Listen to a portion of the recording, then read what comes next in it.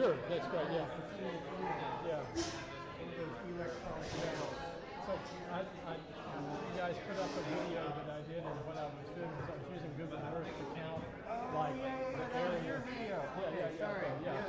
So like you look at the Six Flags Industrial Park, and I just sort of drew lines around it and said, okay, I'm not going to do every one of these, but half of this area will cover the solar panels. You get a gigawatt of peak capacity. So did you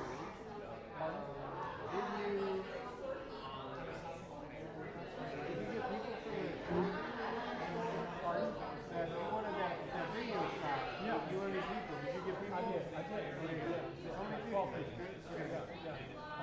Some from Social Climate, obviously, some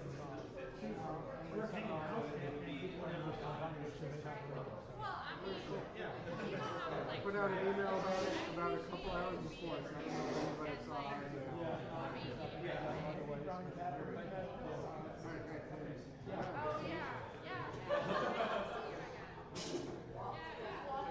Glad you could be here to not tell us, but we do not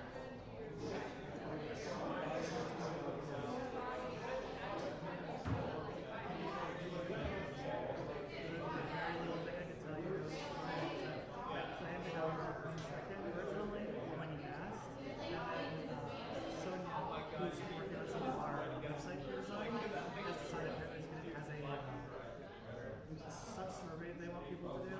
So she decided to get people as they were checking in, which get added on.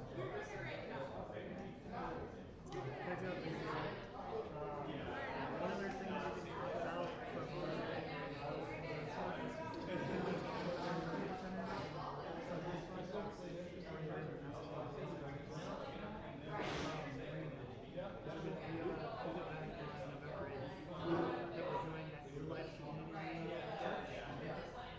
down south of the area, and it's going to be all day center.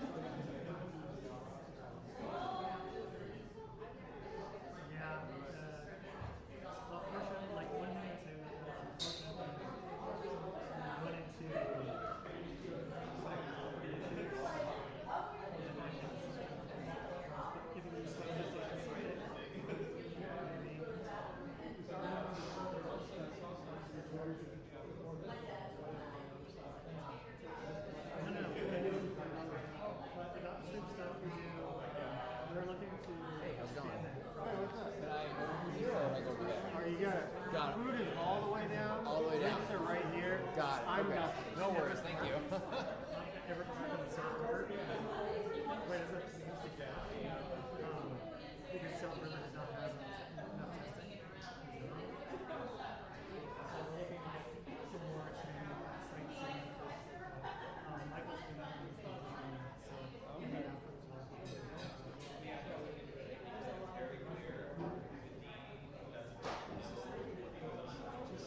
Is this the Zoom camera?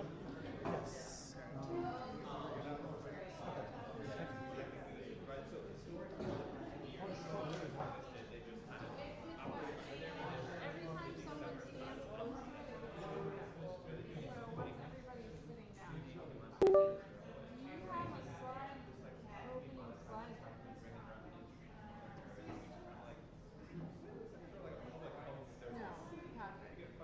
We have this, and I can change it to not rosy if you want.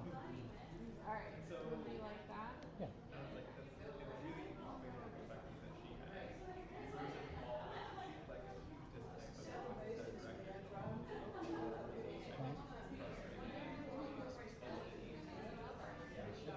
It's not working specifically, but the site is still going.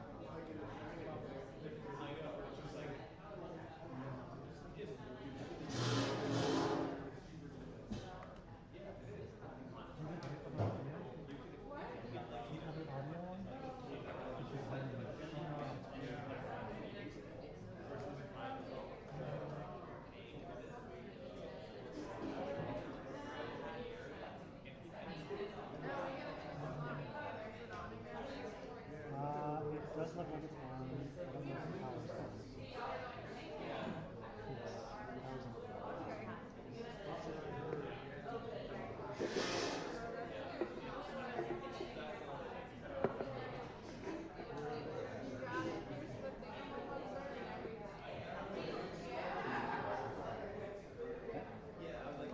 Can you hear me?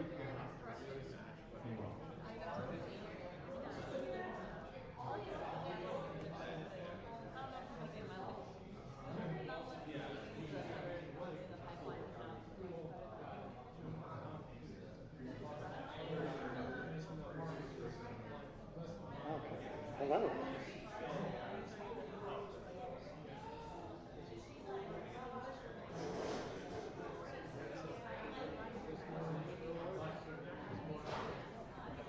Okay, hello everyone. I think we're going to get started. How are you all doing tonight? Good. I'm excited for spiders. All right. Great. So I'm Patrick Ryan. I'm with Science for Georgia. We are a science communication nonprofit trying to get science out of the lab and into the community. So we try to do events like this and other fun things. We are trying to get community members and trying to build that trust in science again, teaching everybody that scientists are people, and they're all people trying to make things better. They're not trying to do anything conspiratorial, as some groups might be saying. Amy, can you move the slide? Can I? Is that better? Oh, hold on. I know what happened. So many buttons. Let's try now. Okay, great. One of the ways we do that is we have a Data for Georgia program where we are doing data mapping on ArcGIS and doing data stories that the public can see and use in their own advocacy work. So we have these publicly available where you can see things like South Fulton's story that a group called SAGE has been using, going door to door talking about air and water quality in their neighborhoods. This is Augusta, so we do have one on A Tale of Two Augustas, trying to show the differences in different areas with that redlining and things of that sort from historical damage. And we are also doing work on data centers. So if you are interested in that, after the talk, please speak with Amy. She is our resident expert in data centers in Georgia at this point. At least that's what all of the reporters keep telling us. One of the big things that we're trying to push right now is explaining and getting the public to understand what we're losing with all these federal cuts and the RIFs and things of that sort. Losses at the CDC, but also losses of data sets, things that people use for their jobs, that people rely on for their water quality, and things of that sort. We did lose some of the USGS water quality monitoring for a bit of time. It is now back up and available on a different site, so it's a little harder to find, but it is back up and running. And there are people looking at that data, not just collecting. And then lastly but surely, we are a 501c3 nonprofit, so if you would like to come out and work with us, volunteering or giving talks like this, please let us know. We do a lot of science communication outreach where we are teaching graduate students or faculty members how to communicate science to the public in ways that is understandable, and even going out to the legislature and talking to your elected representatives and trying to get science a seat at the table with the Georgia General Assembly. I will once again throw Amy under the bus. She is generally at the Georgia General Assembly when it's in session 3 days a week, if not more, giving talks and providing white papers. So please let us know if that's something you might be interested in or you want to make those connections. And now we'll have our talk. Dr. Erin Ricketts is a medical officer working on global tuberculosis. From 2021 to 2023, she served as the Epidemic Intelligence Service as a field officer in North Carolina, where she played a role in the state's Legionella subject matter expert and working on the state and national outbreaks of infectious disease, including monkeypox, COVID, avian influenza, pediatric hepatitis, and varicella. She's also worked on rabies and ticks with the Powassan virus. Almost had that. She got her Doctor of Medicine degree in 2018 at Tulane University, and her residency was in internal medicine at UC Riverside, my alma mater, so that was great, in 2021. And now Erin, in her free time, is an entomology hobbyist and helps operate the National Spider Support Group on Facebook and moderates Our Spider Bites and Our Brown Recluse Bites on Reddit. She no longer keeps hundreds of venomous spiders for nebulous research projects, but has been known to have captured Leptrodectus species at home on occasion. And now, here she is.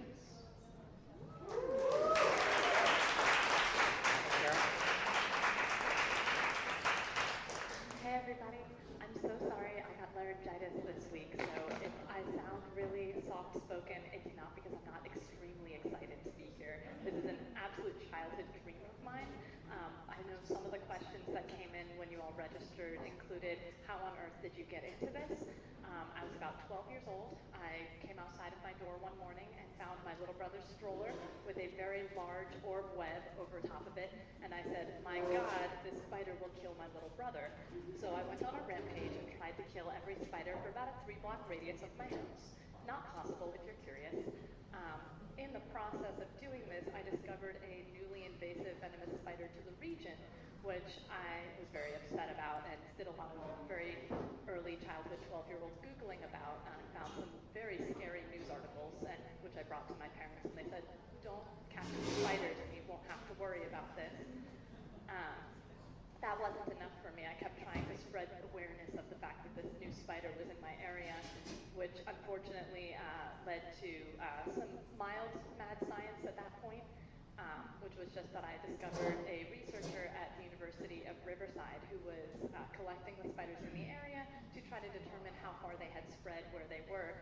So I started catching them, put them in water bottles, which was a safe place for me to store them, and then I got caught when I asked my mom for money to send them to the UC Riverside researcher, and she said, you may not send venomous spiders through the mail. Fair, very reasonable adult choice here. Now the second adult choice would probably have been making sure I got rid of the spiders at that point. Unfortunately, I was moderately unsupervised in this period, if you could guess. I kept the spiders because I felt bad about catching them. I couldn't release them, they were invasive.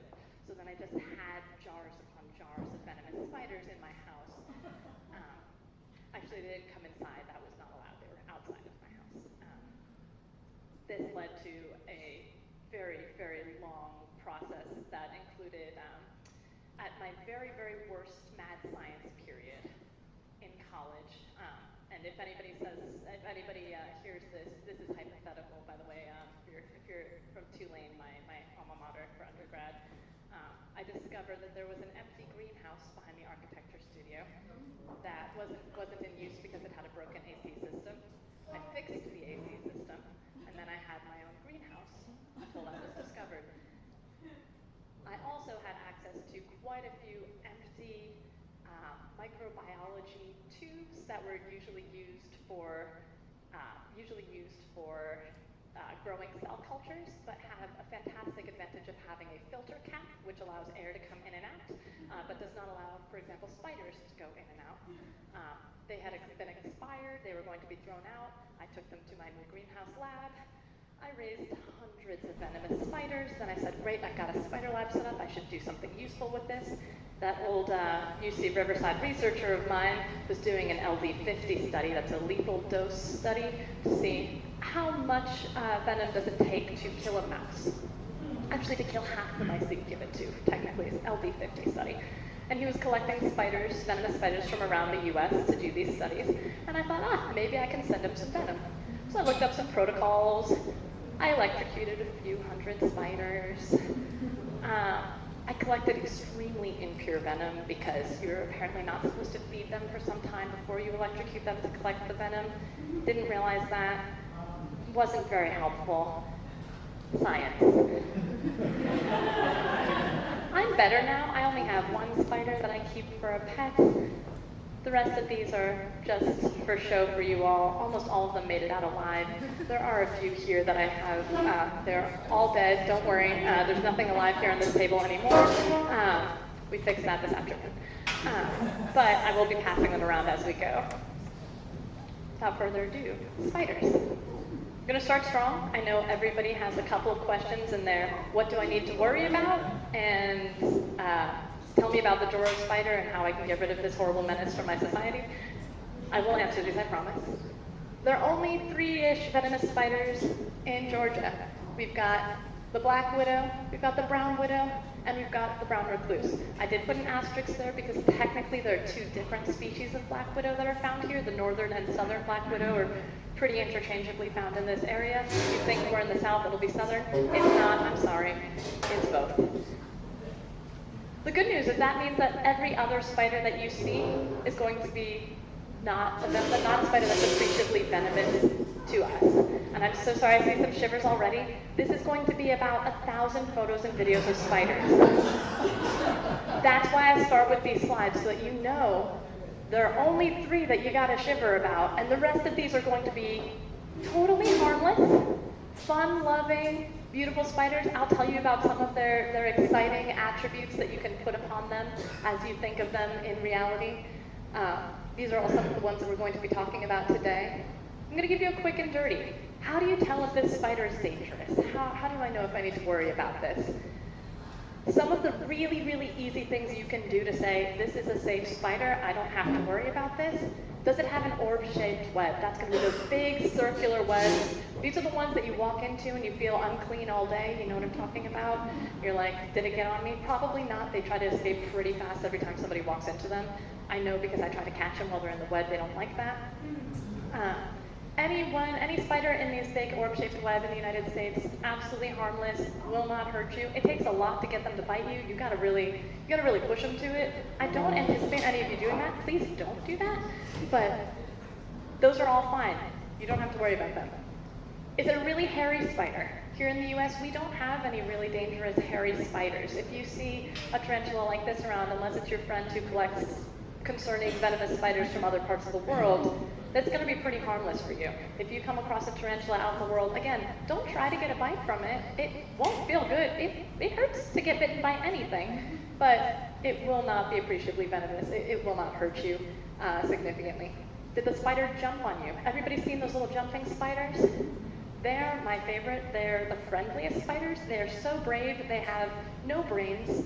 They think everybody is going to be their friend / food. Is there food nearby? They're looking. They're always looking. They're not appreciably venomous to humans. Green, blue spiders, these bright colored spiders, anything other than that orange-red colors, totally fine. In the US, those are all going to be harmless. If you see anything with bright blue, bright green, that's a thumbs up, happy, friendly spider. I mean, it may not like you, but it's not going to hurt you. All of these are great signs. If you see any of these, that will wipe out about 50% of the spiders that you're regularly going to come into contact with that you might worry about, I hope. Does that sound about right to everybody? You see a big hairy spider and you're like, is that going to be dangerous? No, you're good. Now I'm going to introduce some of the dangerous things about spiders. The most dangerous things about spiders by far, trying to kill them. You think I'm joking? I'm not. I'm really not. Please don't use fire to kill spiders. 40 acres here, folks. A gas station, homes. I do this presentation every couple of years. I usually Google just burnt house down spider and just pull up the last couple of things that have come up in the last year every time. There's always 1 or 2 new ones, always. I've never been left dry. I am hoping that all of you come away from this with this very, very important lesson, which is that you have heard a lot of spider myths, and I want all of you to be absolutely monstrous out in the world telling people about how this is actually a myth. It's not real. So here are some things I want you to know. You do not eat spiders in your sleep, y'all. You don't do that. What? Would you climb into something wet? And no, you wouldn't do that. The spider's not going to do that. You don't do that. If you get a bug bite in your sleep, it's probably not a spider. Spiders also have no reason to want to bite you in your sleep. I'll talk about a couple of possibilities where that may not be the case, but in general, unfortunately, sometimes you can get an immediate bite reaction, but sometimes it can take 24 to even 48 hours to get a bite reaction from something that has bitten you. A lot of people will wake up the next day after being out and getting mosquito bites in the evening and think, overnight, I got these bites.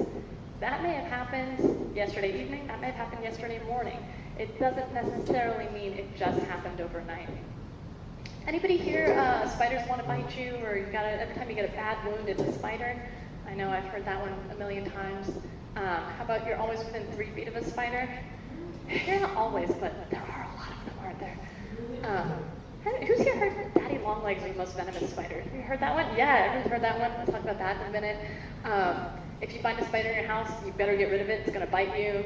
I think this is one people feel more than they think necessarily, if that sounds right. And then black widows always eat their mates. Everybody's heard that one? That's a fun one. I said again, spiders want to bite you. They don't want to bite you, I swear. Let's talk about the dangerous ones, though. Daddy longlegs. Everybody seen these? When you think of daddy longlegs, is one of these what you think of usually? I've also heard people tell me the crane fly is something that they consider daddy longlegs. That's the really long-legged fly that you get in your tent if you're ever out camping, and I don't know why they always show up there. This top spider is also called a cellar spider. They like to hang out in corners, stairwells, frequently you'll see them. These bottom ones aren't spiders at all. They're actually a completely different form of arachnid. They don't have teeth at this stage that have any ability to bite anybody. They also don't have venom. They're really made for mating, and that is it at this point. I don't actually think they eat in their adult form. So good news about these things, these are both harmless spiders. They are not venomous at all to humans. They do not have any human venom. It has nothing to do with their ability to sink fangs into you. They can't and they won't. On the other hand, we've got black widows. Everybody knows about black widows? Yeah. These are some of my favorites. I love them very much. I know. But here's the thing. You have heard a lot of horrible things about black widows. Probably about half of them, at least, are untrue. The rest of them are probably not exactly accurate either. And we'll talk a little bit about this. Here in this image, you can see some of the really pretty pieces of a black widow spider. So that big, bright, red hourglass is the classic widow spider marking. Everybody's seen this. It's Halloween. You've seen it on the decorations out here, I'm pretty sure. You'll often see it in pictures as the back of the spider has the hourglass on it. This can be really confusing because if somebody does come across one of these widow spiders that's, for example, crawling on the ground, and they look at the back and they say, there's no red hourglass there, this isn't a black widow spider. Bad news, it wasn't there in the first place, it's on the belly. So that's a really frustrating thing for a lot of folks who don't realize. Now the reason it's often shown is that these spiders do tend to hang upside down in their webs because they're not looking for you, they're looking for their prey on the ground. That's where they're focused, and you're going to be able to see that hourglass there when they're facing in that direction. In the middle here you see this white ball. Anybody know what that is? Egg sac, yes. So they have these classic tan, very circular egg sacs. I do have some of these that I've questionably preserved that I will pass around. You can see folks have poked at them so they're no longer perfectly circular. On one side you can see and feel what the egg sac looks and feels like. On the other side, turn around, you can actually see some of the babies that never got their chance to hatch in the egg sac. So take a peek. Big things that are going to help you differentiate a black widow spider. They're very shiny spiders. They have very brilliant red hourglass markings most of the time. On this one, can you guys see this? There is an hourglass marking, but it's hard to see there. Some spiders really don't have any red hourglass marking at all. Most of the time you've got some sort of red marking. It may not be a perfect hourglass. This one is actually a very dark, incomplete hourglass. That's very common for northern black widow spiders. There are, again, several types in the US and 2 types here. This is one of the ones that you may be able to see. They can also have some white striped or dotted markings on the back. You don't have to worry quite as much about those ones because those tend to be juvenile spiders, which are less likely to bite you in the first place. Their legs can either be solid black or a little bit striped. I'll show you some of that in a minute. It's really important to know they are not aggressive spiders. If you mess with these spiders in almost every situation, they will try to get away from you, they will hide, they will curl up. Actually, I'm going to go back instead. they have these really interesting hives that they create in their webs, and that's the place for them to run away and get away from big predators like perhaps me. They also tend to have triangular shaped webs. These are not going to be those big orb webs that you walk into and are annoyed about. They're probably going to be hip height, knee height or below is typical. They tend to be a little triangular. They'll be coming out of wherever they hide. And the goal for them is that they'll have nice tripwires. If a little bug, they love crickets, comes along, gets caught in it, they'll jump down and grab it out. Let me see, talked about the eggs. Can you spot the male in this picture? Anybody see it? I'm going to give you a good 10 seconds. Look hard, look hard. You see it? You got it? Yeah. Here's the male black widow spider. Real different look, huh? Yeah, the males have a little bit more of a fun, stripy pattern. They're very small compared to the female. They're not that glossy, beautiful shape. They do have a nice hourglass here, but as you can see, it's more of a tan orange color. It's not that brilliant, dark scarlet that you see with the black widow females. The other thing that can help differentiate the males, they're going to be usually hanging out on the edge of the black widow's nest, waiting for their time, checking things out, seeing if she's amenable at the moment. At the front by their face, where you might expect their fangs to be, you'll see these little bowling ball boxing glove looking things. You'll see that here? Those are actually where they keep their sperm. They have very specialized pedipalps that are used to mate, and really that alone. You may have heard that black widow spiders always eat their mates, hence the widow name. That is why they're called that. Unfortunately, that's because the researchers who first looked at black widow spiders made an interesting choice to keep them underfed in very close proximity to the males, and they got hungry. In the wild, most of the time, black widow spiders don't eat their mates. The males do escape, which is great for them, I guess. You'll notice that is not what this slide says, and that's because this slide is not about a black widow spider. This slide is about their southern hemisphere cousins, the redback widow. For my Australian in the audience, I see you. Redback widows are very well known. They do, in fact, eat their mates almost all the time. I think it's about 60-something%. And that is because during copulation, the male will do this really fun somersault into the female's jaws. Works great for her. She's got extra energy to lay an egg sac, raise their babies, prosper out in the world. Doesn't work so well for the male, you might guess. I'm a medical doctor, so I'm going to tell you a little bit about the bite and what that means. The reason that black widow spiders are so concerning medically is that they contain a really interesting venom that has alpha-lactotoxin in it. This is a neurotoxin. It affects mammals, which is not common for spiders. Most of spider venom is really focused on the insects that they're eating. There are actually some that focus on crustaceans. There's some that focus on fish. We'll talk about those later. But unfortunately, this affects mammals, and it forms pores that allow calcium leakage through cells, specifically sensory and endocrine cells, which does not feel good. It causes some pretty bad pain. You do not want to get a bite. It stinks. There are some other little molecules that we don't know much about in spider venom. This is surprisingly not studied as well as I would personally like, but that's because I'm crazy. What happens if a black widow bites me? You're not going to believe this, but probably nothing. You probably would think, hey, I just got a bite from a black widow. I need to go to the hospital right now. Who would think that? Yeah, most people probably, which is reasonable. Great news about black widow bites is that they're actually very, very unlikely to be a problem. The vast majority of human bites from black widows will result in no symptoms whatsoever. And that is because widows have the ability to give a dry bite. This is where they bite you to say, hey, you're squishing me, get off me, you're on my egg sac, but they're not saying, I would like to eat you, because they cannot, we are too big. They do not need to waste their venom on us. They will not eat us. It's not useful. We're not a small mammal that they could possibly give it a go. So there's a good chance that if one of them does end up biting you, you're going to be fine. And you're going to find out pretty fast, because if you do get a little dose of venom, you're going to feel it. Within about 10 minutes, you're going to be feeling pain, cramping. Next, you're going to get some sweating, goosebumps. That's also called piloerection, which is a really goofy word in my opinion. This is something that kind of differentiates black widow and other widow spiders from other types of illnesses and injuries, because sometimes this sweating and these goosebumps will be very localized. You'll have the bite on your arm and you're going to be sweating in a patch on your arm, or having goosebumps in a patch here on your arm. Not very typical for a lot of things. Usually if you're sweating, you're sweating.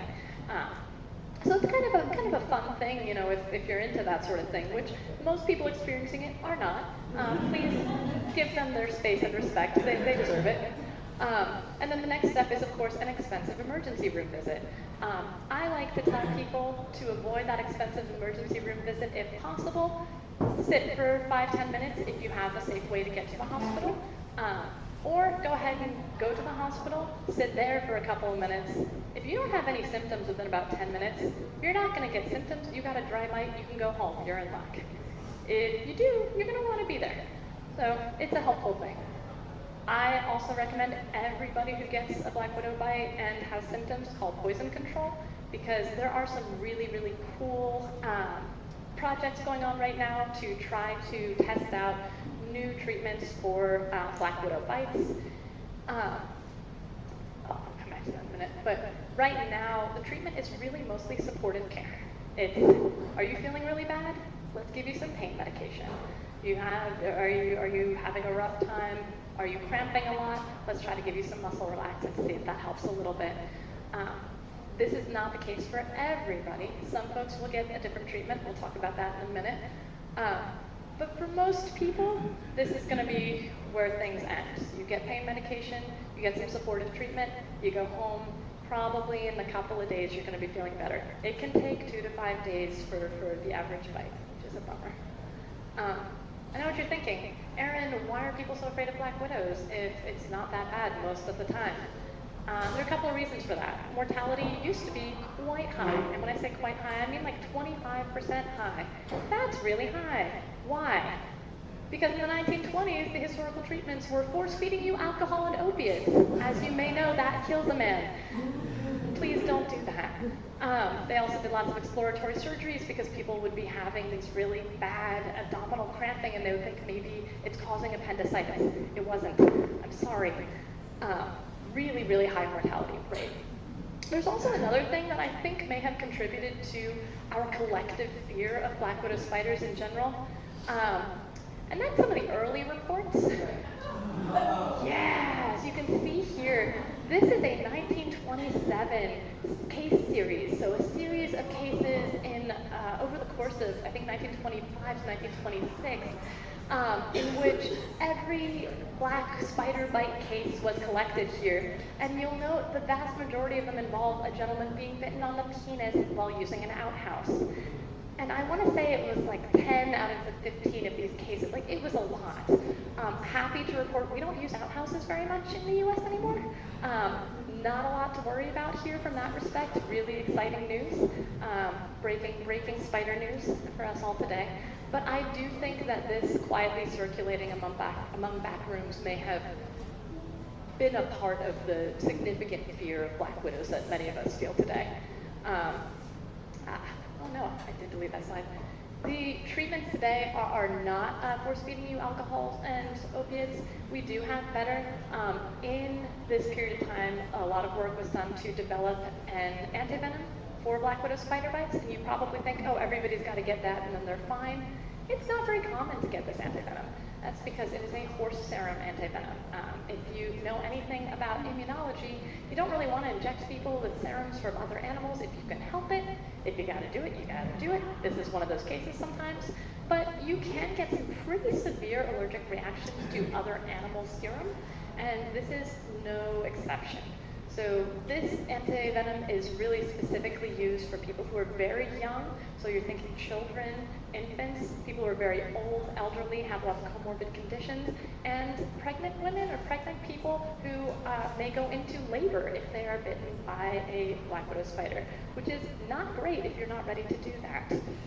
Good news is we've had several case reports of that labor being halted with the antivenom, so we do use it in that case. One of the reasons that I recommend everyone call poison control if they have a symptomatic black widow bite is that there is work being done right now on a human serum-based antivenom. If you call poison control, they may have the hookup for that. It's mostly being done out west from what I understand, but I don't know where you guys are going to go, so I'm going to let you know. Call poison control. Now this is a venomous spider you're most likely to find in Georgia. That's going to be the brown widow. Who here has heard of the brown widow before? Yeah, I see a couple hands. Yeah, I've been talking to some of you. The brown widow, this is actually my very favorite spider. This is the one that I was telling you about that was newly invasive in my region when I was 12 and very excitedly trying to send venomous spiders through the mail. This originally came from South Africa, we believe, probably on shipping cars. It has since migrated across the U.S., oftentimes in shipping trucks and on shipping trucks. It is almost the same from a medical perspective as the black widow spider, with a couple of really exciting changes. One is that it is actually even less likely to bite you than a black widow is. If you mess with these guys, not only will they curl up and try to get away, but they'll actually curl into a ball and fall out of the web in the hopes that you will lose them and they can escape from you there. They are not aggressive whatsoever. They also tend to inject slightly less venom than black widow spiders, which is great because if they do inject venom, you don't want that. And like black widow spiders, they're very unlikely to inject venom at all, even if they do manage to bite you or you manage to get them to bite you. Again, it takes some work. You can still get latrodectism or that severe pain and other symptoms from these bites. And in very, very, very rare cases that can end up being fatal. So if you are symptomatic and you're having a hard time, please do call poison control, go to the hospital. There are treatments. Don't tough it out, but it's unlikely you'll get to be in that situation at all. These spiders are brown. They're also kind of shiny looking like black widows. You might say, hey, on the left, that's a black widow. It's not. I can tell the difference. You don't have to tell the difference. For any functional purpose, if it looks like that, it's a widow spider. The hourglass is a little more orange. It's a little more bottom heavy. You can see these very bright colors here and here. That indicates to me this is a brown widow spider. If you looked at this under a light, the legs would actually be stripes, which is also very common for brown widow spiders. This is another brown widow spider. They just have a lot of variation between them. There's no real difference between them other than that. They just look different from the colors. But the big difference that you're going to be able to identify them by, if you do find an interesting web, is going to be this middle section. Those are their egg sacs. I do have some in a jar that I'll be passing around. Sorry, the ones in the jar are really small. I don't know why. I just grabbed them this afternoon because I figured I should compare them. But they're usually a little bit smaller than a black widow's egg sacs, but not that much smaller. Nothing else has spiky egg sacs like this. If you see these out in your yard, you've got brown widow spiders. You don't have to do much about it. These ones really like living close to human habitations. I count on one hand the case reports I've even seen of these biting people. It does not happen often. I don't expect it to happen. Ooh, I broke it. No, that was my fault. Sorry, I was having too much fun. It'll come back. So I wouldn't worry about it. Some people do like to get rid of them anyway. That's okay. You guys know fiddlebacks? Who here's heard of a fiddleback? Violin spider, brown recluse. They have some really fun nicknames. Can anyone recognize the fiddles on the back here? Anybody know which one of these is a real recluse? Here, I put the fiddles near them so you can kind of compare to the best of your ability. Sorry about the blurry photo. That's a very realistic photo of what people send me. None of those were a brown recluse. I'm just being mean. There are a lot of spiders that have fiddle-looking identification markings on their backs. It's a terrible way to tell what a brown recluse is, unfortunately. I do like to point that out before I introduce them. This is a brown recluse that one of my friends caught for me. She is really pregnant, which is why her backside is so large. You can see that lovely violin shape there. As you might guess from the name, they're very reclusive. I tried to go out and catch some with her because she had an infestation in her home. Couldn't find any that day. She had to give me one later when she was able to find one. All right, pop quiz for the group. How many eyes do spiders have? Shout it out. There's a lot of variation here. If you think back very hard to your elementary school science classes, they will tell you spiders have 8 legs, 8 eyes. This is an exception. Brown recluse have 6 eyes. I'll show you some other exceptions later. They're fun. This is one of the best ways to identify a recluse. They just get a really good close-up picture of their eye, which people love to hear when I ask them for better identification. These, again, very reclusive, unlikely to find you. We are in their zone. We're right here in the corner of the zone where you can find brown recluse spiders. There are a couple of other spiders that are related to them that you'll find in the Southwest, but you'll notice the vast majority of the U.S. doesn't really have recluse spiders. That does not stop people from having recluse spider bites in those areas. I'll talk about that in a little bit. But what happens to you if you do get a bite from a brown recluse spider? You'll be shocked to know that the answer is probably nothing. More than 90% of their bites are dry bites. Nothing will happen to you 90% of the time you get a brown recluse bite. I know, insane, right? 'Cause I know, who here has heard of somebody getting a brown recluse bite, nearly losing their leg, their arm, getting a large amount of flesh chopped off? Yeah, we've all heard the stories. Absolutely. Sometimes you will get a pale lesion that will form. It'll end up becoming a mottled bruise-like patch and then become necrotic over a period of usually several weeks. You can get some serious systemic symptoms early on after being bitten. Fever, chills, rash, bruising. You might end up being very pale, weak. If any of that happens, you do want to see a doctor because I want to get some tests if you roll into my clinic with that.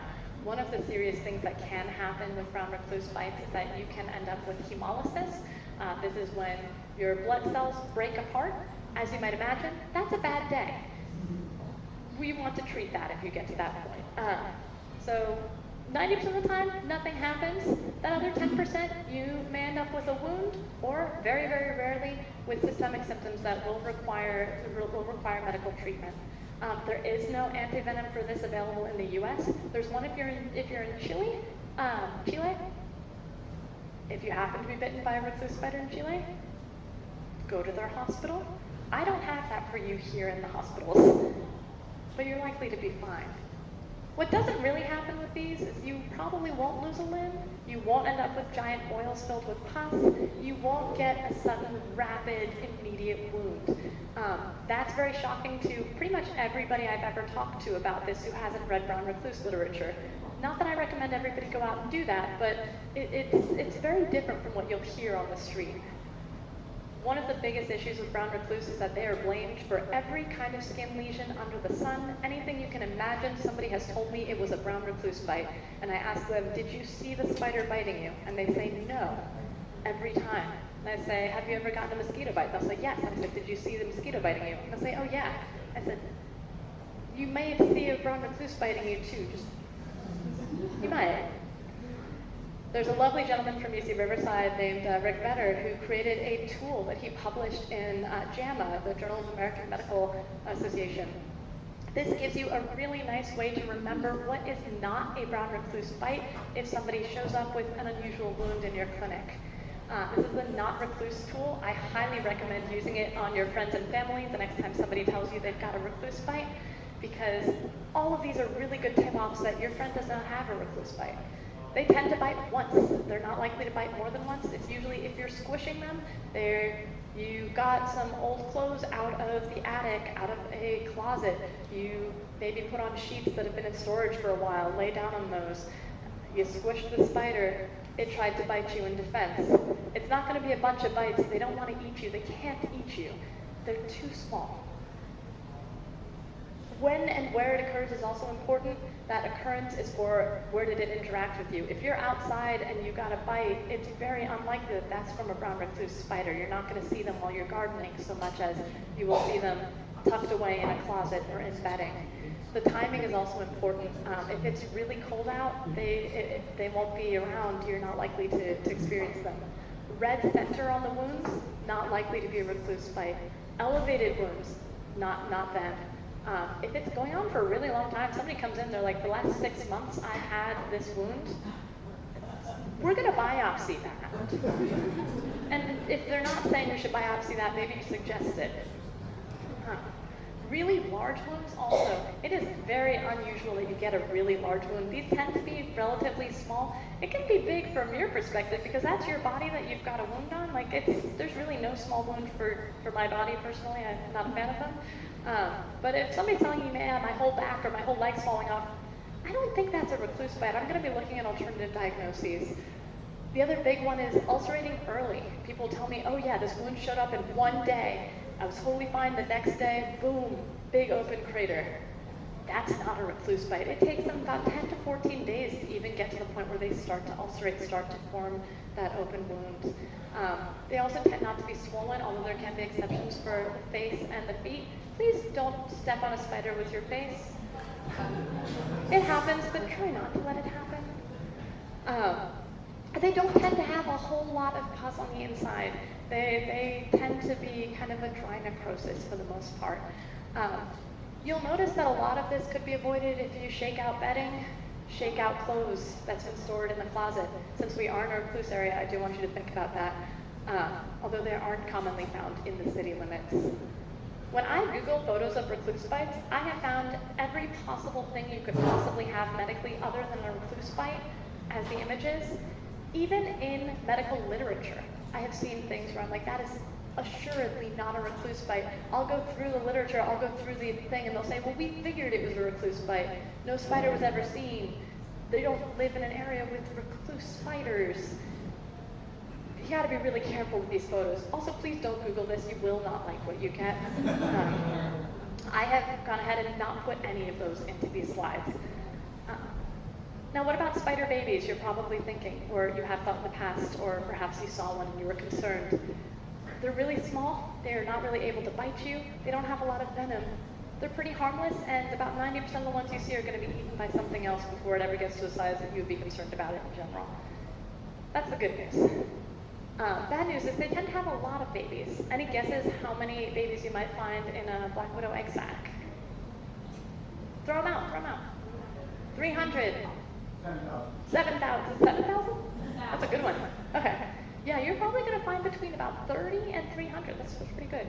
Yeah, you can get a lot. I think the one I passed around is closer to the 30 side. That's usually where I've seen them. A lot of them will eat each other on the inside before they even get out, so you'll never know. I want to give you a caveat here. This next slide is not going to happen to you. But if it does happen to you, this is how you're going to deal with it, okay? First aid for a spider in your ear. Why is there a spider in your ear, you ask? The spider is scared. It thinks your ear is a cave. It's dry in there. Seems like a nice spot. It's wrong. It doesn't know that. They don't have big brains, folks. Since the cave is a safe space, any threat to the spider may make it go further into the cave. This is, of course, the opposite of what we're looking for when a spider is in your ear.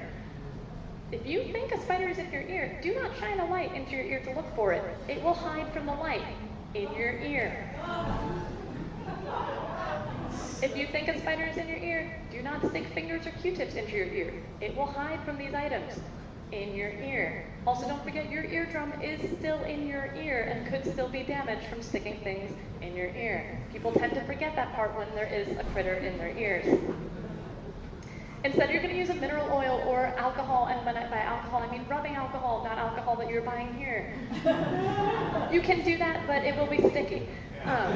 Use a mineral oil or alcohol to gently rinse the spider out of the ear. You're not going to do pressure because remember, your eardrum is still in your ear. You're going to gently continue to pour it in, then you're going to pour it out. It will come out after not that much time. Here's one from this week. One of my old roommates sent this to me. She had a patient in her clinic who on last Friday started to hear something in her ear, a little scritching noise. It was bothering her. On Tuesday, she came into my friend's clinic. They washed out her ear. This little guy came out. He's going to go live his happy life, not in her ear. Good news, she did not get a spider bite during this. Spiders don't want to bite you. They want to live in your cave ear, apparently. They don't. I promise they do not want to actually do this. This won't happen to you. This is just one that I happened to get this week and thought was fun. All right. Spiders don't want to hurt you. They just want to raise a family. This is a wolf spider. Wolf spiders are spiders that don't really live in their own webs. They wander the world looking for food. They're voracious predators, hence the wolf part of wolf spider. Also, they're a little bit hairy. It's another piece of the wolf spider. Remember what I said about hair?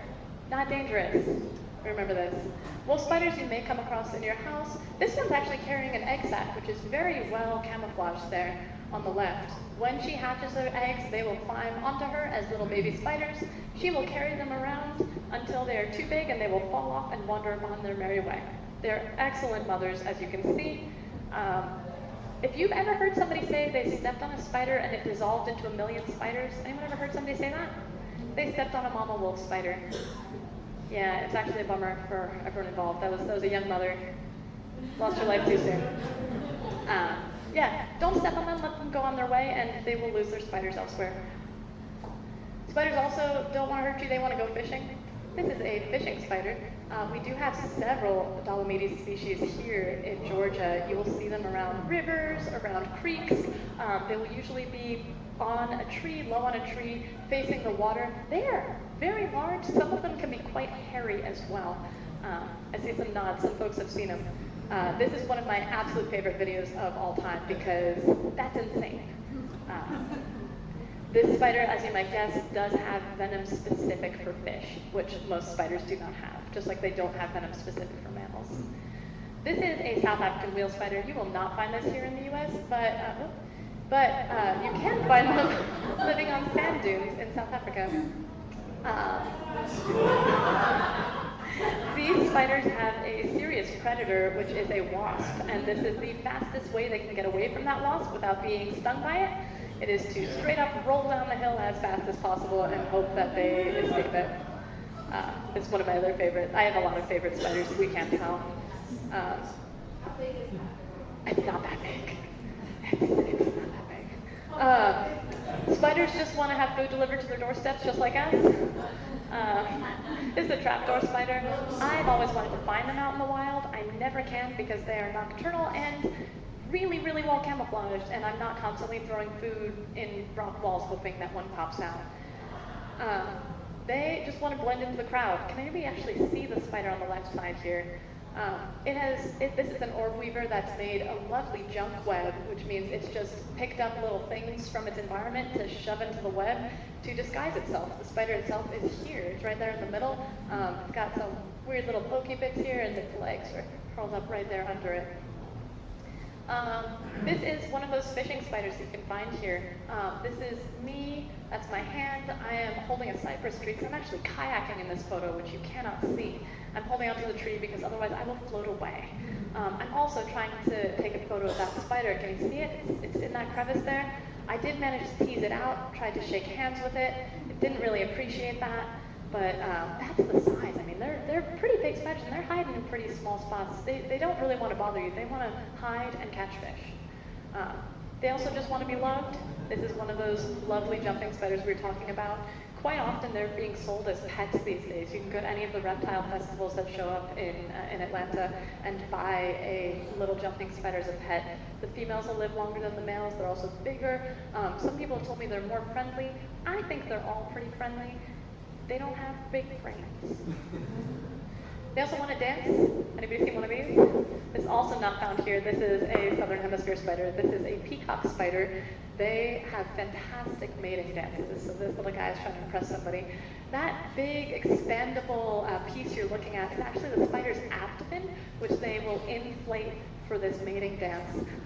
What you're seeing here in the front is its cephalothorax, that head and thorax combination, and then it's lifting its butt in the air, wiggling around, as we all do, trying to find mates. Pop quiz, how many eyes do spiders have? 8! Except for these ones. Here's some 6-eyed spiders. This is a 6-eyed sand spider. Again, you'll not find this here, but I do love them because they do bury themselves in sand. I think that's hilarious. You will find that brown recluse spider here, but again, reclusive. Good luck finding them. I have a hard time. This is a spitting spider. You can find these here in Georgia. I have caught several. They're wonderful. You might be asking, what the heck just happened? It just spit a web/venom combination at that fruit fly. These are insanely bizarre spiders. They will spit a sticky, envenomated web at their prey in the hopes of catching them. In this case, it landed on a glass plate, so you can actually see it drying there in this video, which I adore. What's this ant doing in my spider presentation? This is a mimic. This is an ant mimic spider. It's picking up its two front legs and pretending that they're feelers. It thinks it can get close to ants that way and catch them and eat them. It's probably right. I'm assuming there's a good reason for this. I found this one on my wall at my house. Now, what's in your backyard? This is the question everybody wants to ask. The Joro spider is definitely in your backyard right now. For the next probably week or so, it won't be too much longer, it's getting cold. These are newly invasive spiders to the US and Georgia. They're a close relative of the native golden orb weaver. They're absolutely everywhere. You've all seen them. Here's one making a web in my backyard. On the right, you can see a really nice version of it, and I'm going to pass around one that I made earlier. These produce gigantic webs. You're going to see that big circular orb web, remember? Orb web, harmless. Despite the big red colors and terrifying look, these are harmless spiders. That big orb web usually has 3 layers for the Joro spider. That front layer usually has something hanging from it, like a leaf or a stick. That's going to be for you to see and not walk into. It doesn't want to catch you, it wants to catch bugs. They don't have venom for you. They have venom for bugs. The back layer, same thing. That back layer, it's going to have sticks, little pieces of dirt or things in them. Again, that's for you to see and not walk into. We've all made the mistake. It happens. The middle layer, all sticky goodness, hoping to catch critters. The next spider that I hope you still see around, despite the Joro infestation, is going to be the golden silk orb weaver. You'll notice that these spiders both have that same genus name. They're very closely related spiders. They look alike too. They're native. They look almost the same as the Joro. The difference for you all to remember is that the old one has leg warmers. Leg warmers are, of course, an old thing, as the young folks in the room can tell you. I'm sorry, older people. I love being warm, so I think it was a good idea. These guys think it was a good idea too. Look at those fuzzy leg warmers, and remember, fuzzy, harmless. We love our fuzzy leg warmer spiders. If you see them, these are the fuzzy leg warmers here. This is your native golden orb weaver species. Now, these are both going to produce a beautiful golden web. I have used it to make bracelets and bookmarks when I knock webs down around my house if I'm annoyed at them. Sometimes they're in places you don't want them to be. Feel free to knock those webs down. They'll rebuild somewhere a little bit different in the hopes that that'll be better. If it's not, knock it down again. They'll move. It's okay.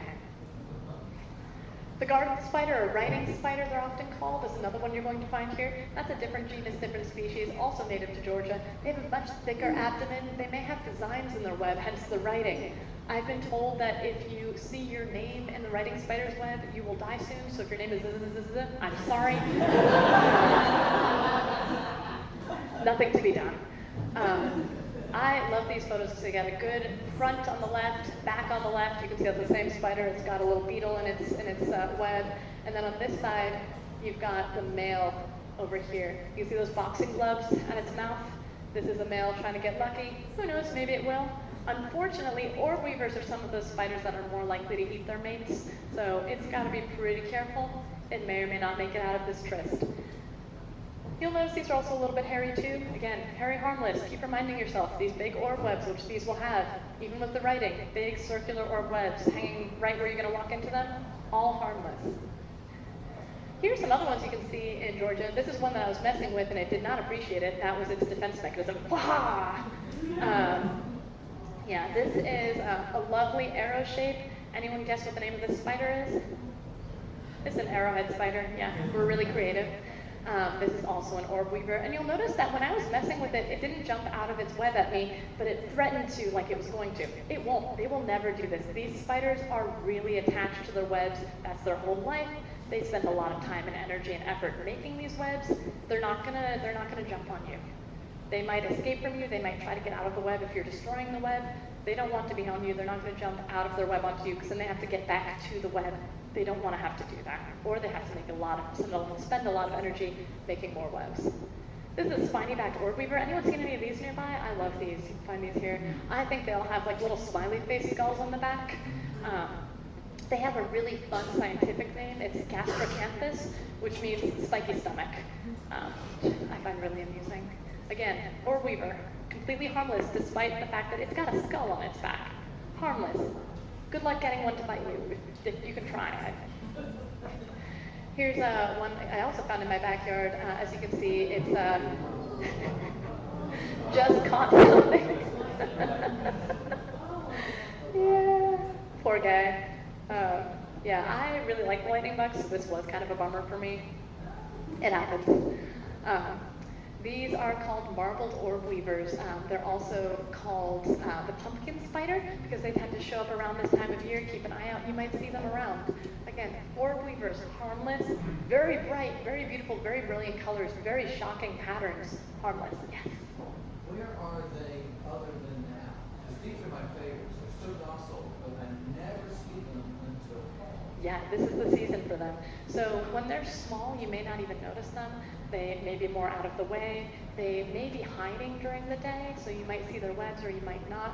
Some of these spiders actually, I'm trying to remember if this species does or not, but quite a few of the orb weaver spiders will actually take down their web and remake it pretty regularly. So they may pop out at night, and you may not be seeing them until they're very large and feel more comfortable being out in the open. The small spiders are prey for everything. But yeah, this is their time. This is when they're big, beautiful, out in the world. Other times of the year, they're going to be not around at all, or have just hatched, or be too small to really be noticed. But keep an eye out. You'll see some of these. Very beautiful, different colors too. This is one you won't necessarily find in your backyard, but you may find it if you go hiking in the mountains here in North Georgia. This is an ancient spider. It's sometimes called a living fossil. It's a lampshade spider because their webs look like lampshades. It's pretty fun. There are 3 populations of these spiders in the world that I'm aware of. There's this one, there's one in the San Bernardino Mountains in California, and there's one in a very small chunk of China. At some point many millions of years ago, they were all in the same place. Pangea did not exist for very long. They broke up, and now we just have these 3 left. It's pretty cool. Keep an eye out. You'll see them on cave walls or the edges of walls in the caves and cliffs up in the mountains here. What can you do to help preserve these beautiful, lovely creatures that I hope you now believe are beautiful, lovely, and pretty amazing? Hopefully people have some of these thoughts, I hope. Leave the leaves. You'll notice some of the prey items that I've gotten there, those beetles, the fireflies. These are things that really do better if you don't sweep up your leaves and shove them somewhere else. They want to live, grow in the leaf litter. When they grow up and become big, strong fireflies, they'll be caught by my spiders, which will be very happy. If you're able to, try to keep places that are a little bit more natural in your yards or garden. You also want to dump standing water. Do not leave pools of water around. And that is because if you do that, mosquitoes will show up, they will grow, they're awful, and they will result in your community spraying for mosquitoes, which will kill all the other bugs, will kill these critters, may kill my spiders, or at least make it harder for them to get food. Please dump your water. I hate mosquitoes. That's why I'm on Team Spider. They'll eat them for me. Please correct misinformation. If you hear somebody telling you about how their leg was rotting off because of the brown recluse bite, I want you to think of me every day. And along those lines, there are other things that you can also do when you're out and about and you see something that's interesting or you're not sure about. There's a wonderful app that I think some of you are aware of called iNaturalist. There's some other options like that which you can use to take photos of spiders that you don't know or don't recognize around.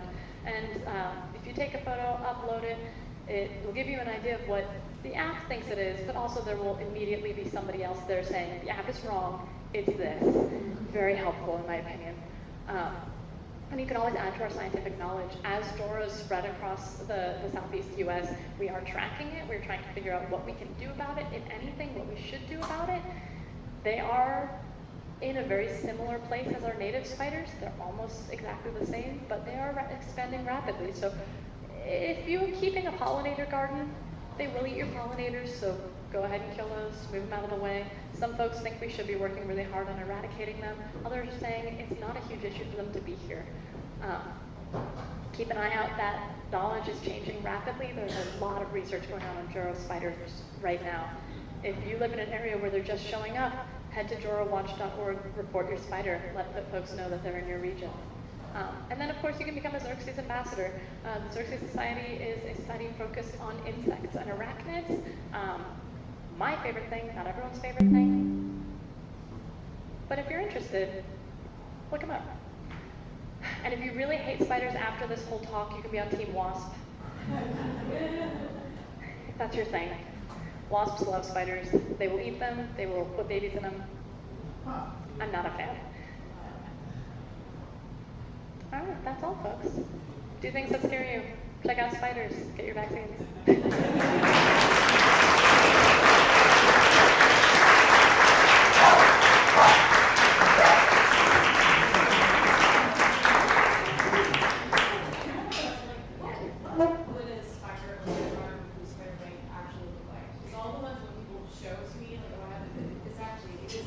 It's almost always MRSA. You know, it's kind of a little different product. Yeah. Like, are these large necrotic lesions or? It totally depends on the bite. They can range from looking like any other kind of small insect or arachnid bite to the classic thing that you'll see is it'll be a pale lesion. It'll start out very pale. It may get a little bit mottled, so you may see some mottling. It might turn a little bit of a darker, dusky color. Again, not red, not raised. It's going to be sunken usually. So these, like, it may have irregular borders, usually a small irregular bordered lesion, sunken, maybe a little bit of mottling. Over the course of about 10 to 14 days, it'll get a little more sunken, and then the skin on the top will start to come off. It'll be usually a pretty shallow ulcer. So that's what I would usually expect. Treatment is actually just supportive. You do not need to immediately run to the doctor to get it treated.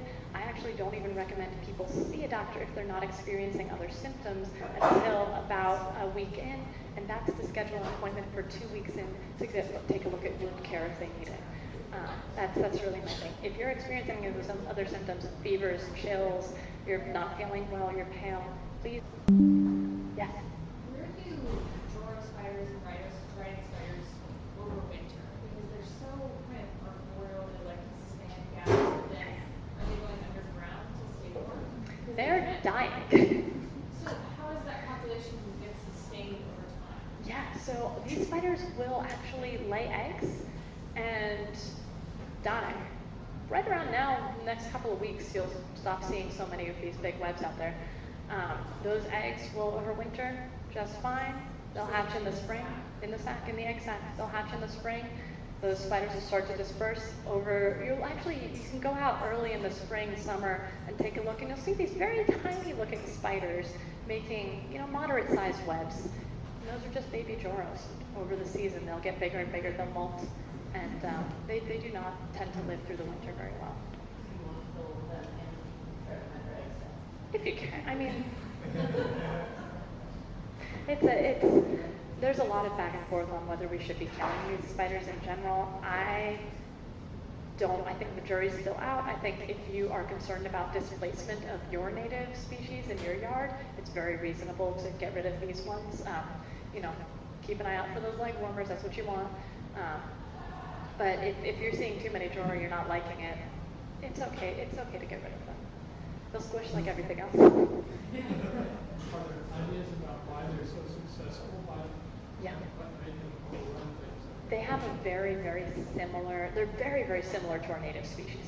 Very, very similar. I think really just the fact that they were introduced here, the habitat is just the same for them as anywhere else. They're like, yeah, this is great, I love it here. It's a little bit humid, it's a little bit hot, this is where I'm from. It's the same. No, they tend to have a lot of babies. Yeah. I'm imagining that in their home environment, maybe more things eat the babies than they do here.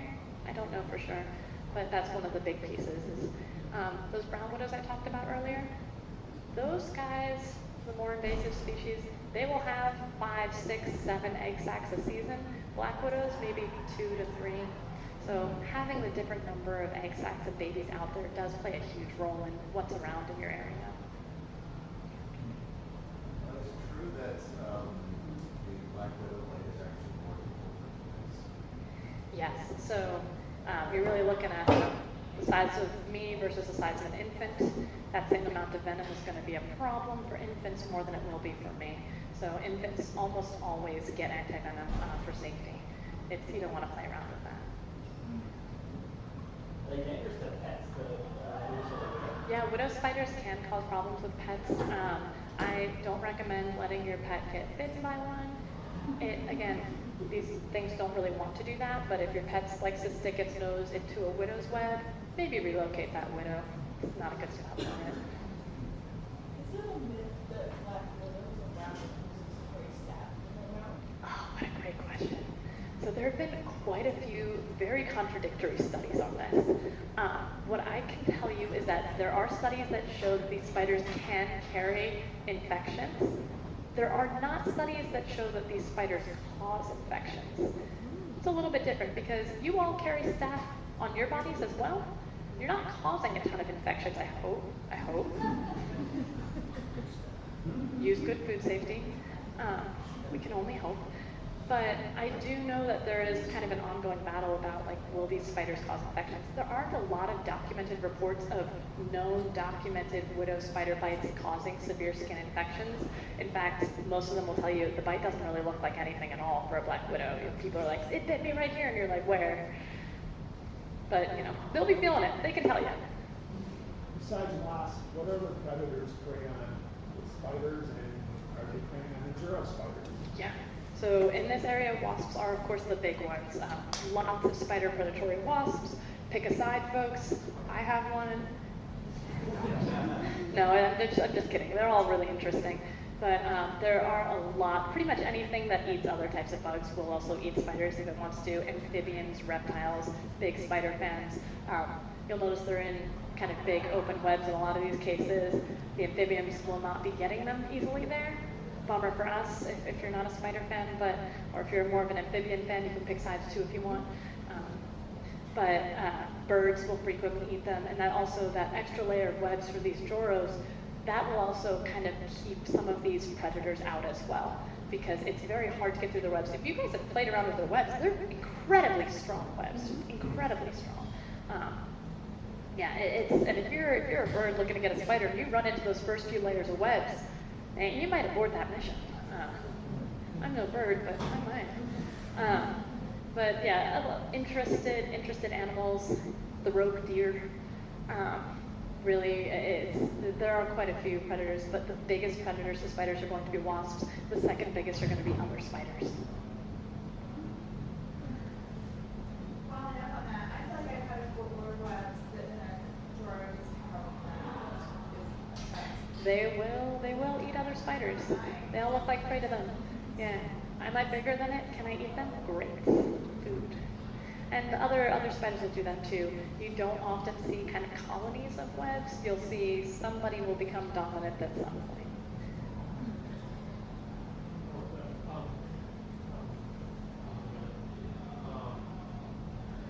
Black widows. Why would they evolve toxin that's toxic to mammals? Such a great question. Black widows are very interesting in that they will eat anything. I have seen photos of them with snakes in their webs. I have seen photos of them with relatively large birds in their webs. They have also very, very strong spider silk. I imagine that they will sometimes eat small mammals. I haven't personally seen it, but I wouldn't be at all surprised. I'm pretty sure I've seen a photo of a rat once. That happens in the Southwest. Yeah, that sounds about right. Can confirm.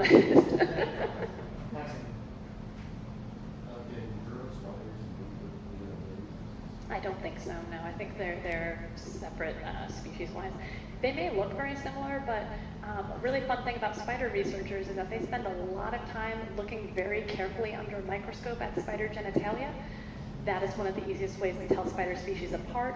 If you are not sure about your brown or black widow that you've got and you can't tell which one it is, and maybe it's got a funky hourglass, it's not really easy, they both look black sometimes, that spider research will pull that up under a microscope and say, this is obviously a brown widow spider, and you'll say, oh, obviously.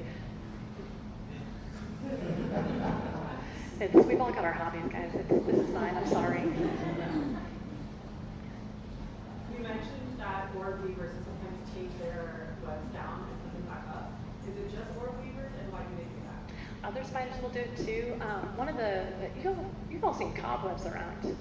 You know how a cobweb is sometimes really wispy looking, it might have some gunk in it, it doesn't, you can tell a cobweb versus an active spider web quite often just by looking at it. That's because spiders actually do a lot of maintenance on their webs. It's their home, they try to keep it tidy. They'll be cleaning out dust and debris. To do that, often spiders will actually eat their own webs, they'll recycle it. So that's at night, many of these orb weaver spiders will eat the web, they'll come into a different place, they'll remake it. The reason for that is that in the daytime, maybe if they're not catching it, if it's a spider that is mostly catching moths at night, it doesn't really want anything during the day. It doesn't want anybody walking into the web or destroying it during the day. It's a lot of energy. It's going to eat that web, recycle it for later, save some energy for itself. Some of the spiders in other places where they won't be walked into as much won't do that so often. So they're pretty stable. Are orb weavers, I noticed they will like kind of patch mark their webs, kind of like writing spiders. Is that just for visibility so a predator doesn't bump into it? A lot of research on that. Some folks think it's a marking for birds to help birds actually in many cases stay away from the web and avoid the web. In other cases, some folks believe it may help them attract the type of prey they're looking for, that some things will see that on the ultraviolet spectrum and think it's something that they want to be attracted to. I think the jury's out on a lot of it. I think this is one of those places where there's a lot of literature back and forth. I can't tell you what the real answer is on that. I'm gonna have to defer to the experts there. But keep an eye out. Maybe you'll see it breaking news. We're 100% sure what those hatch marks are on the spider webs. Yahoo News or something, I'm sure. Sorry, I've kept you all really late.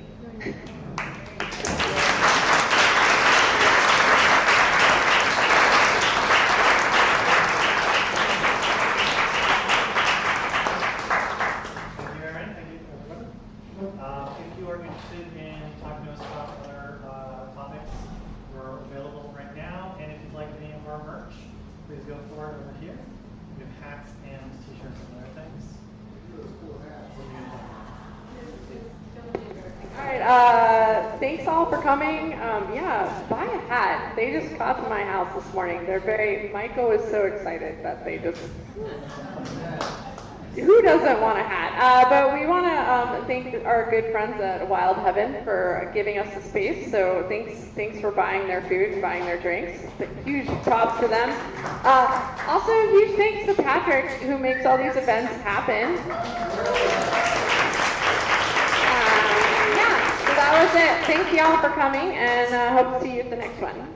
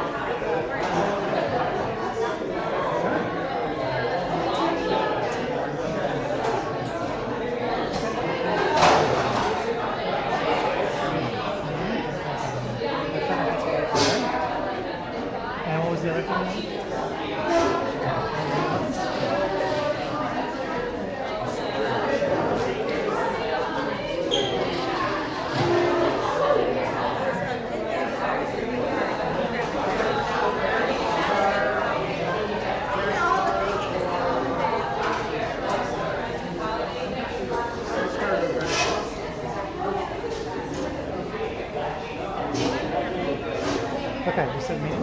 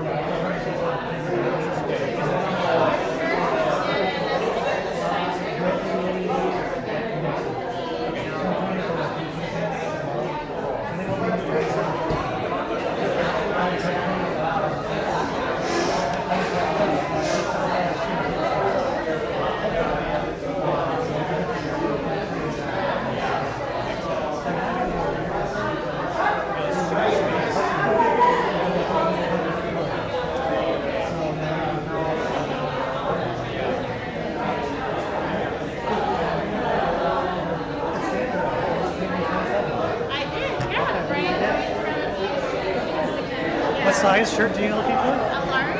Large. Okay. That's medium.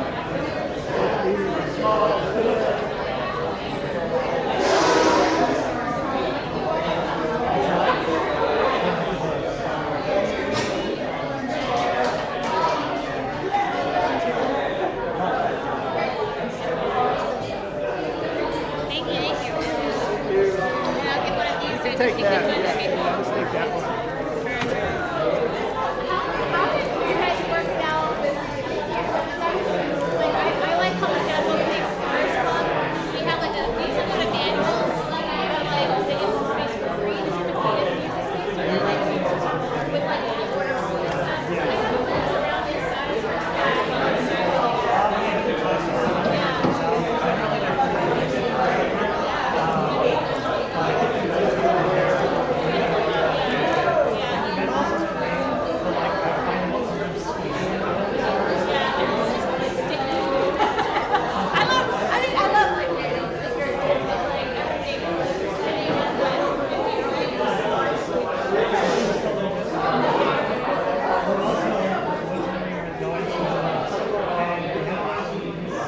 There was a lightning strike like 2 days before, and none of their troops knew